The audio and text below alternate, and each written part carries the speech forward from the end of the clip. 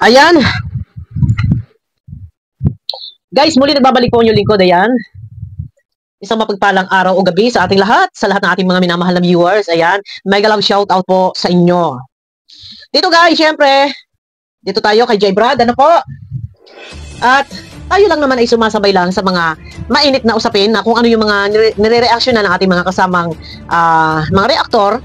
Doon lang naman din tayo. No, at bilang reactor, meron lang naman din ako mini-maintain na views na kailangan makakota ako. Alam nyo yan, yung sa top ranking yan. At kahit na yan may nabagit din naman ni Kuya July na ika ngay, mayroon din siya mini-maintain. So ako naman, kahit sa 5-6, yun, mini-maintain ko lang. Kaya paumanhin po, no, kung bakit tayo nagsisipag maggawa ng mga reaction video. Kasi nga, syempre, alam nyo na, yun na yun. Eto na, kay Starbucks TV. Yan, na-corner si J. Brad. Supportahan po natin guys. Yan, kay negative or positive ang ating topic. Malaking paraan na ma-promote si J. Brad. Supportahan po natin guys. And syempre, si Starbucks. Yan, mawalang galang kay Starbucks. Ako'y gagamit lang. Hindi naman lahat ng kabuuan video. Kumbaga pasilip. Sa mga gusto makapanood po ng kabuuan video, maaari nyo pumuntahan sa YouTube channel ni Starbucks. Yan, no? Eto na. Yung pagkaka-scout ni J. Brad kay Midet, parang napaka-big deal. No? Pero kung tutuusin, hindi po siya big deal. Napaka-simple. Kung eto ha, merong pinalalabas na before pa daw, bago daw nakilala ni J. Brad, ay meron pa raw naunang vlogger na naka-scout dito kay M. Sinisipon pa rin ako. Yan, meron pa raw naunang vlogger na nakapag-vlog. Hindi kasi kailangan natin, ito guys ha, daw ba ako mag-reaction ganito lang, no? Hindi kasi kailangan na alamin ang pinagmulan, ang pinag-umpisahan. Tutumbukin natin. Paano ka napunta sa Kalingap? Yun eh. Paano ka napunta sa Kalingap? Sino naka-scout sa'yo and ni-refer ka kay Kalingap Rob? Isa lang ang sagot dyan. Nakapunta ka sa Kalingap dahil kay J. Brad. Yun.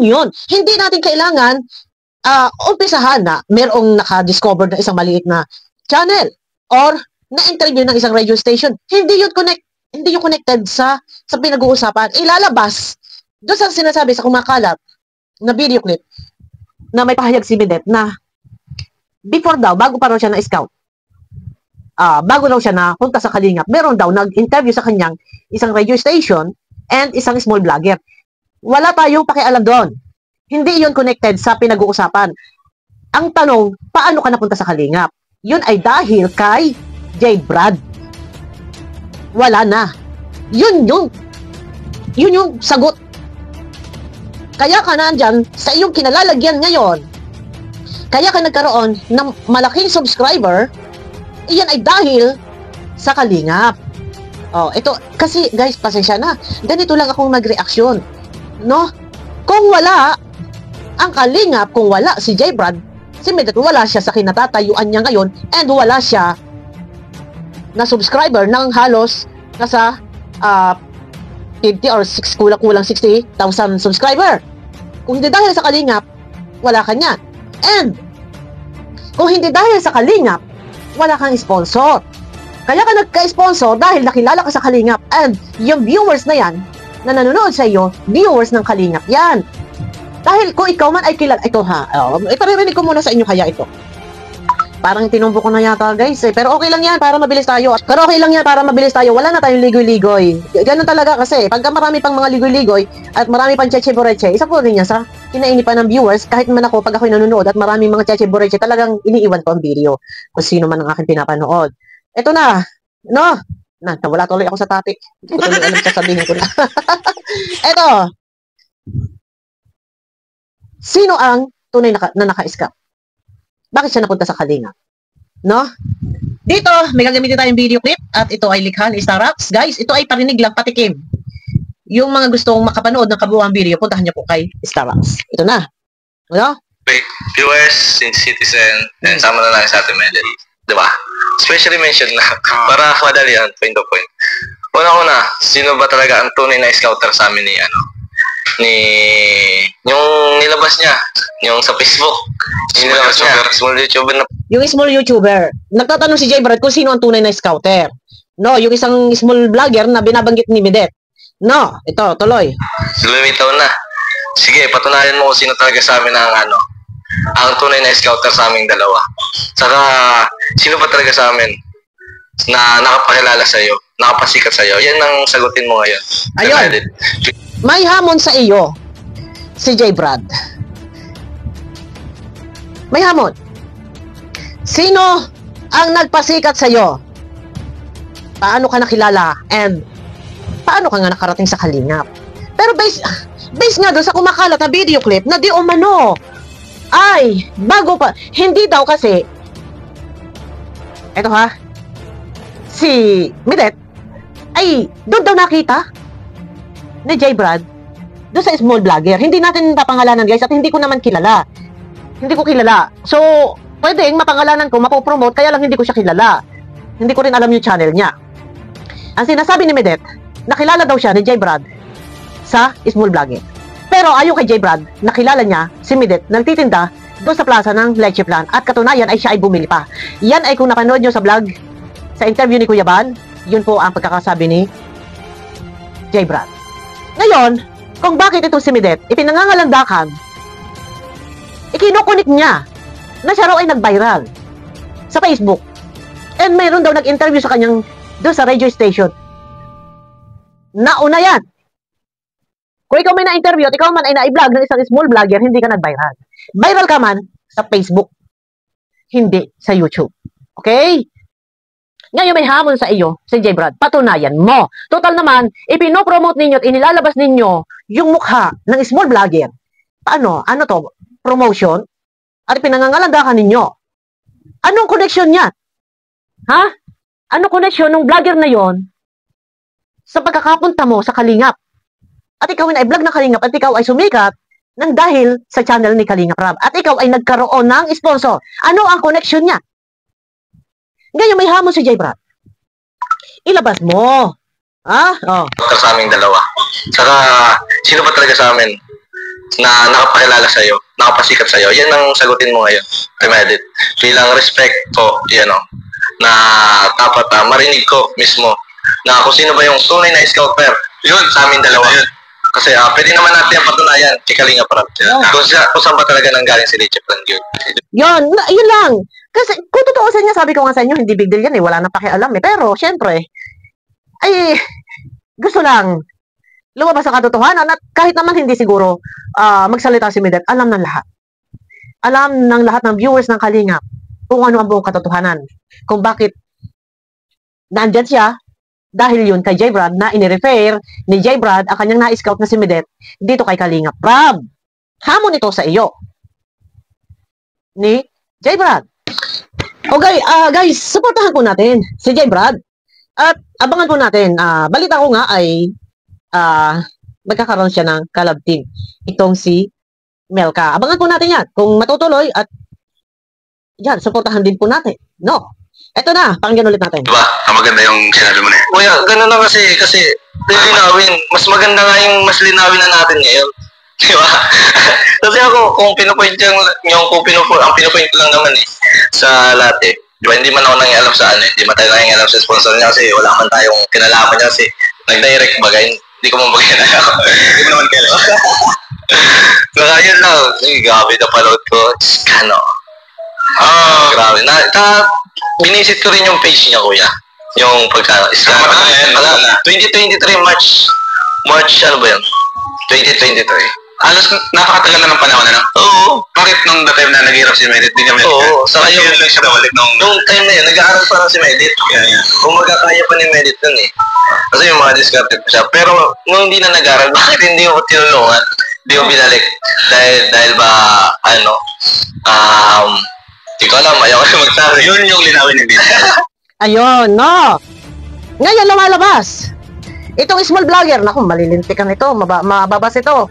At sana kay Midet, wag mo nang kalkalin, wag mo nang idamay pa yung mga taong tahimik. Matadamay ito dito, mababas din to, kasi lumantad dahil ito na, Nakakalagkad, di umano dahil ipinangangalandakan ni Midet na yung small vlogger daw. Yung small vlogger, ika nga ay parang sinasabing doon daw siya nakilala ni J. Brad. Wala, dito para lumalabas na mas pinahahalagahan mo pa yung small vlogger na yon. Kisa kay J. Brad na si J. Brad, napakalaki ng nagawang tulong para sa'yo na ikaw ay na-refer kay Kalinga Prab. Dito guys, kung i-analyze ninyo, nagpa-interview pa nga siya dun eh. Sa small vlogger na yun eh. No? At bakit ngayon lang lumalabas? At bakit kinakaladkad ni Midet? Sa issue. Isa issue yung sinong naka-scout. Nakakaladkad. Na kung totoosin, hindi dapat ito napapag-usapan yung small vlogger niyan at hindi sana yan na hindi naman kilala ng lahat eh. Kaya ba? Ito na lang mga viewers na lang ang magpapatunay. Kilala nyo ba yung small vlogger na yon? Para masabi ni Midet na yun ang naka-scout sa kanya. Ay di ba wala? Nakilala ninyo si Midet dahil sa inirefer ni J. Brad kay Kalinga Prab.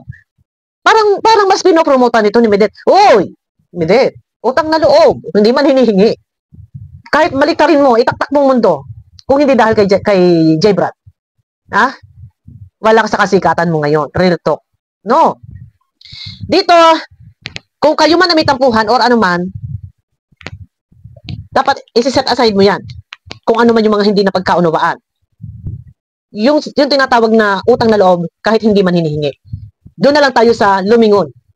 Lumingon ka sa pinanggalingan. Ang hindi lilingon sa pinanggalingan, hindi makakarating daw sa paroroonan. At hindi ka rin sana naghahamon or nagbabanta nasasabihin mo sino ba yung pinagbabantaan mo na ang sinasabi mo huwag kang pilitin magsalita dahil pag ikaw ang nagsalita ay kawawa ka. Sino ba? Bakit ka nakapagsalita ng gano'n? Nasa halip sana ay ikaw ay magpapakumbaba and maging sa mga basher dapat hindi ka dapat taas noo. Yuko-yuko din paminsan-minsan at baka ika nga ay ito tuloy. Hindi ko alam, ayaw ko magsabi. Yun yung linawin ni Vince.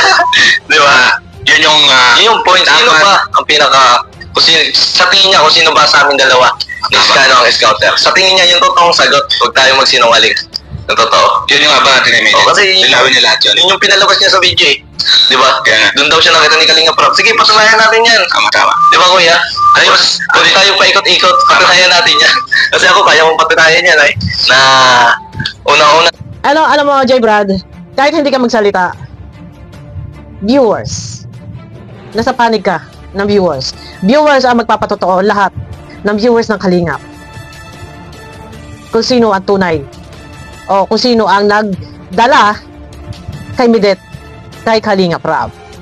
Ikaw yun. No? Ngayon, dahil sa hamon mo kay Midet, kung magsasalita si Midet, mas maganda. Nang maliwanagan at malaman natin kung ano ba ang buong katotohanan, and tingin ko nga ay para itinatanggi ka.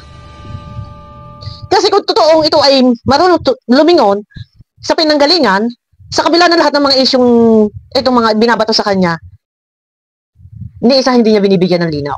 Kung sa pulmula, ito ay binibigyan niya ng linaw, case close. Kaso wala eh. Ang maririnig mo pa, huwag mo raw pilitin magsalita at kawawa ka. Makatarungan po ba yon? Di ba? Kung sana, habang meron binabato sa'yo, paisa-isa bigyan mo ng linaw nang matapos. Magkaroon ng linaw. Kumbaga, matapos yung issue. Kaso wala. Wala. Tuloy. Nakita talaga kita sa plaza. Diba? Hindi, may press conversation. Pero hindi ko alam kung anong chinat ko sa'yo. Naka-unsend pa yun. Kaya, hindi, pambira. Eto guys, yung tungkol doon sa conversation, parang, meron sinasabi si Midet na kung itatago mo yan, ganito ganon, may screenshot. Parang, sa hindi ka pa nanalita ni Midet na merong lihim na mabubulga. Yun daw conversation nila. Sino? Conversation ba nila? Ni J. Brad? Ano? Mahiwagang conversation yan. Ano yan? Pasabugin na yan. Ano yon? Pero sabi nga ni J. Brad, wala daw siyang sinasabing kung ano. Tuloy. Tinatawa na ko, may press conversation pala kay Ate Medit. Ano kaya? Kung iniisip ko, umiikot sa isipan ko at sa puso ko, kung ano ba talaga yung chinat ko sa kanya na, sabi ko, ano press chat ka dito, pambira? Yun ba daw, no? Baka makamot ka na lang sa una, ikaw na chinat mo doon eh. Yung ba daw ang ginawa niya? Yun. Ay, pambira. Kasi ako na rin sumaglabas doon. Nakapangit kung nagpo-post siya ng mga ganun. Handa ka na ba na hindi naman siya natutuhanan daw sa'yo? Kasi huwag mo na siyang pilitin. Hindi, walang problema yun. Ang pinaka ano kasi dyan, pinaka-point talaga yan, kuya. Kasi yun, sabi nga, pinagmamalaki ng si Iskana, di ba? Lilinawin na natin lahat. Siya yung maglinaw nun. Oo, linawin na natin. Kasi malinaw na sa'yo. Malinaw sa akin eh. Kasi wala akong pakialam doon sa sponsor niya kasi away nila eh. Kumbaga ako, pinupoint ko, patunayan niya kung sino sa amin dalawang scouter. Ayun na guys, no. Ako'y nakataka lang. Bakit nga? Nag-umpisa kasi ito sa pagkanta ni Ma'am Ana Rita. Bakit? Ang pinagbalingan ni Medet ay itong si J. Brad. Yun ang pinagmulan ng issue eh. Bakit hindi masagot ni Medet yung mga binabato ni Ma'am Ana Rita? And ang pinagbabalingan si J. Brad. Ngayon, kung may sinasabi si Medet na meron siyang hawak, ano yun? Ha? Ilabas mo. At saka patunayan mo. Paano ka nakarating sa iyong kinilalagyan sa ngayon? Paano ka nakarating sa Kalingap? Dahil ba doon sa small vlogger? Sino ba yung small vlogger na yan? Yun na lang eh. Nakarating ka sa Kalingap dahil ba sa small vlogger na yan? Ay, pambihira ka. Di ba? Yan bang small vlogger na yan ay Kalingap? Hindi nga yan kilala ng Kalingap. Paano mo nasasabi? Na yan ang naka-scout sa iyo? Hindi nga kilala ng Kalingap yan. Hindi nga kilala ng viewers eh. Hindi ko rin kilala. Ngayon, may hamon si J. Brad. Patunayan mo. Dito, parang pinopromote nila, lalo na isang reactor nila, yung lubog yung ganito. Yung isang reactor na babae, yung hopyak yung ganito. Pinopromote yung naka-scout daw. Yung small vlogger. Nako, Diyos ko. Ito lang, dito guys, sana masagot ni Medet, itong vlog ni Starax at ni J. Brad, yung hamon na patunayan, magharap-harapan. And, huwag ka mag-alala, J. Brad, marami ang magpapatunay kung paano nakarating si Medet sa Kalingap, kung paano na-vlog ni Kalingap Rob. Si Kalingap Rob na nga lang eh. Magpapatunay. Di ba? Patunayan niya kung sino sa amin dalawang scouter. Di ba, ma? Kasi pinapalabas niya doon. Nakita doon ni Kalingap Rob mismo sa Facebook na nag-viral siya kaya pinuntahan siya. Patunayan natin. Di ba ako kasi nagmamayabang? Malakas na yung ano ko eh. Malakas na yung loob ko na lumabas siya eh. Tama. Di ba? Mas malilinawan lalo ko yung isip ko. Tama. Grabe. Kasi ngayon magulo, no? Kasi sa mga sinasabi niya. Oo, kasi yun, masaya ako, nakasama ko. Yun lang, di ba? Ito naman.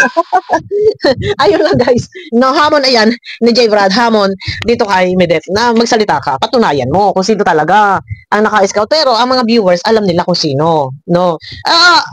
Dito ko talaga, parang napaka-basic, napaka-simple lang. Ano ba naman yung sabihin niya ng totoo? Alam naman natin kung anong totoo. Si J. Brad talaga ang nag-refer niya kay Kalingap Rob. Pero yung bakit ba? Mahirap aminin. Bakit ba? Parang ipinagmamakahiya. Kinakahiya ba si J. Brad na siya ang naka-scout? Pero ang laking bagay. Ang laki ng bagay. Alam mo, sa totoo lang, blessing sa'yo si J. Brad. Sa totoo lang, blessing si J. Brad. Dahil kung hindi dahil kay J. Brad, wala ka diyan sa kinatatayuan mo. Si J. Brad ay hulog ng langit sa iyong Medet. Dapat pasalamatan at hindi nga man humihingi ng utang na loob si J. Brad. Misay lumingon at maalaala, kumusta ka na? Yun lang. Pero may hamon sa iyo. Pero yun na nga, sabi ko, marami magpapatunay. Yon. Guys, ito suportahan naman po natin si J. Brad. Suportahan po natin. At puntahan nyo po sa YouTube channel ni Starax. Yung aking pinarinig ay patikim. At ang kabuuang panlasa po niyan ay nasa YouTube channel ni Starax. Hindi na natin pwedeng i-play lahat. At nang sa ganon, ay doon nyo naman po mapanood yung kabuuang video ng interview ni Starax kay J. Brad. Ayan na guys, no? At talagang mainit na mainit pa rin talaga ito si M. At talagang parang hindi siya natitinag, kabi-kabila ay may nagre-reaction sa kanya. Hindi lang naman ako. Siyempre, baka na naman pakialaman na naman tayo. Iba na to. Iba na to kay Medet, labas na ng Kalingap to. Pero, ayun na. Guys, puntahan nyo po sa YouTube channel ni Starax at suportahan po natin si Starax. Guys, pati si J. Brad at abangan nyo ako sa aking next video. Yan, bye-bye. Pakiclick guys ng thumbs up.